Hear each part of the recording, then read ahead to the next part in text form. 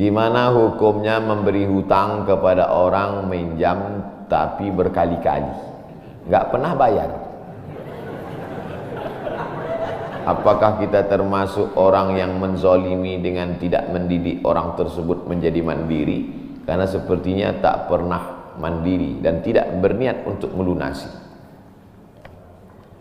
Ayat yang paling panjang dalam Al-Quran, surat Al-Baqarah 282. Satu lembar. Bukan tentang puasa, bukan tentang sholat, bukan tentang baca Quran, bukan tentang zikir, tapi ayat yang paling panjang tentang bayar hutang. Sholatnya banyak, puasanya banyak, zikirnya banyak, baca Qurannya khatam, tapi kalau bayar utang tak dibayar, di akhirat kau akan cari dia. Oleh sebab itu ada orang mati syahid.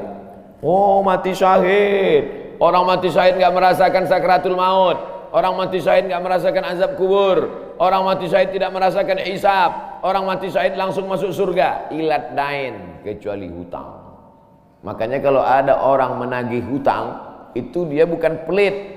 Dia sedang menyelamatkan saudaranya dari makan haram. Makanya datang ke rumah dia. Habis pengajian nih, langsung datang. Assalamualaikum, waalaikumsalam. Kau mau menagih ya? Aku bukan mau menagih, tapi menyelamatkanmu, anak cucumu, istrimu, tetanggamu dari makan haram.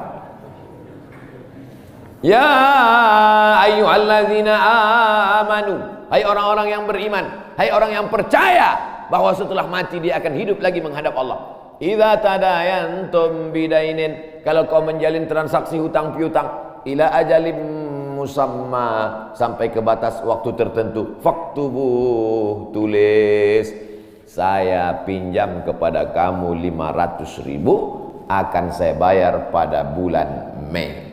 Tahunnya jelas. Banyak juga bulan Mei. Maybe yes, maybe no. Bulan berapa? Bulan Mei tahun 2020. Oke. Sekarang bulan Maret, April, 1 Mei 2020 datang tagih. Kapan kau bayar? Mohon maaf aku nggak bisa, istriku baru meninggal, anakku pun sakit. Itu jangan kau cerita panjang lebar, tak tahan air mataku mau menetes. Kalau dia dalam kesulitan, fanaziratun ila maisarah, tunggu sampai dia lapang. Maisarah artinya lapang. Tunggu sampai dia lapang. Setelah dia lapang, datang lagi bulan Juni. Kapan kau bayar? Aku belum bisa. Nampaknya lebih banyak ongkos minyak aku daripada uang yang kutagih.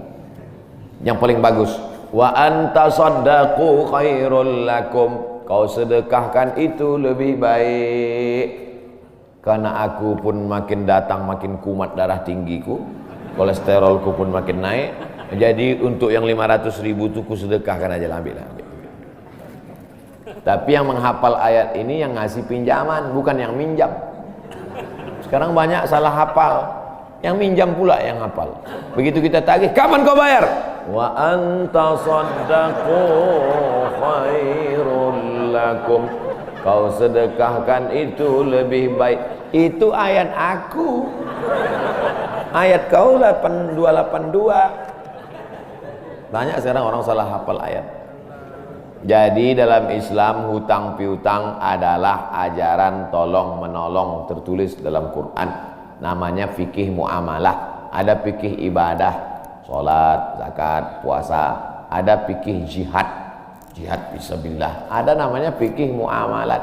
Hutang piutang, gadai menggadai, pinjam meminjam, murabahah, mudharabah, bagi hasil. Maka hutang piutang ini cara tolong menolong. Jangan sampai dihilangkan. Tapi kalau tidak mendidik, maka Islam bukan agama yang memanjakan orang. Ada anak yang kurang ajar kepada orang tuanya. Bagaimana caranya berbakti kepada orang tua yang telah wafat? Apakah anak ini masih dapat ampunan Allah Subhanahu wa taala? Datanglah seorang bapak mengadu kepada Umar bin Khattab. Assalamualaikum Khalifah Amirul Mukminin Umar bin Khattab. Waalaikumsalam. Ini anak saya kurang ajar, tolong dihajar dulu. Kata Umar bin Khattab orangnya bijaksana. Dia tidak mau main pukul, dia tanya dulu, kenapa kau kurang ajar pada bapakmu? Hai Umar bin Khattab, kata anaknya, ya.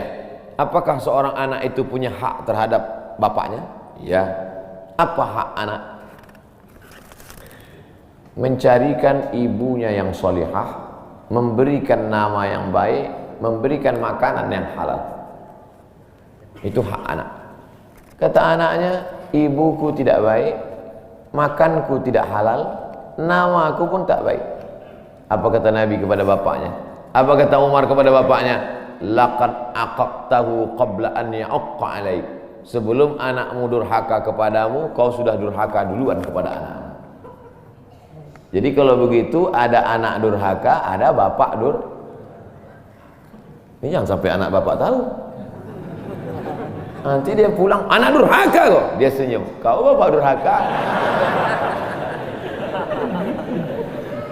Ibunya tak baik, namanya tak baik, makannya tak baik. Kasih dia nama yang baik, kasih dia makan yang halal. Kadang-kadang kenapa otaknya tak lurus? Karena makannya tak halal. Dikasih dia makan riswah, makan sogok, makan haram. Kenapa kau kasih makan haram? Gimana lah Pak Ustadz, yang haramnya aja pun payah. Astagfirullah. Allah sediakan alam semesta begitu banyak yang halal. Kenapa kau kasih dia makan haram? Jangan pernah kasih anak makan haram. Pesan kakek saya, datuk saya, kalau bahasa kampungnya grandfather. Cucuku 40 orang, yang satu ini jangan sekolah umum. Maksudnya saya tak dikasih sekolah umum, maka saya tak pernah sekolah umum. Sekolah ibtidaiyah, sanawiyah, aliyah, al-azhar, Maroko, Sudan. Tak pernah sekolah umum. Cucuku yang ini jangan sekolah umum, jangan kasih makan haram, nanti otaknya gelap. Cucuku yang ini jangan kalian kasih makan haram, nanti otaknya gelap. Pesan itu disampaikan almarhumah mak saya ke saya. Kau pun nanti anak kau jangan kau kasih makan haram, nanti otaknya gelap. Kalau sudah otak gelap, tak bisa membedakan mana tiang, mana orang, sifatnya kembali kita. Nah, jangan sampai anak kita durhaka gara-gara kita bapak yang durhaka. Kalau anak sudah durhaka, meninggal orang tuanya, setelah itu dia bertobat, bagaimana cara minta ampunnya? Maka dia bersedekah. Mana dalilnya? Seorang sahabat datang menjumpai Nabi. Ummi matat. Ibu saya sudah meninggal. Afa atasaddaqu anha? Kalau saya bersedekah, apakah pahalanya sampai kepada almarhumah ibu saya? Kata Nabi, tasaddaq, bersedekahlah. Sedekahmu sampai. Maka wahai anak-anak durhaka yang sudah mati ibu dan bapakmu, maka datang kau habis pengajian ini langsung ke tempat anak yatim, panti jompo, sekolah-sekolah, pondok pesantren. Tanya Pak Kiai, Pak Kiai, apa yang kurang di pesantren ini? WC. Karena pesantren santrinya 1000, WC-nya 2. Bayangkan panjang antriannya. Berapa yang keluar dalam celana? Saya bangunkan WC, pahalanya mengalir untuk almarhumah. Maka pagi, petang, siang, malam mengalir pahalanya. Sedekah. Ayu sedekatu afdal. Apa sedekah yang paling afdal? Saqiyul ma, memberi air minum. Sedekah yang paling afdal, kasih air minum. Saya ceramah di Banjarmasin, di depan rumah seorang pejabat. Itu ada kulkas tapi nggak sampai beku, freezer. Setiap dipencet keluar air dingin. Gelasnya dikasih pakai rantai besi, takut dilarikan tukang ambil aluminium. Buat wakaf untuk almarhumah. Nah, itu bagus kan. Saya ceramah di Malaysia, di pintu masjid itu ada kotak box. Kalau kita ambil satu botol, keluar botol baru. Ambil satu botol, keluar botol baru. Wakaf untuk, itu bagus, sedekah. Jangan sedekah teh botol, nanti dia kena diabetes. Air putih, ini bagus, mengalir. Sedekah sumur bor, pergi ke masjid, putar keran nggak ada air, tanya pengurus masjid, Pak pengurus, ya mana sumur bor? Nggak ada, saya buatkan. Langsung bunyi. Itu berarti cash itu. Begitu cara berbakti pada orang tua dengan sodakoh.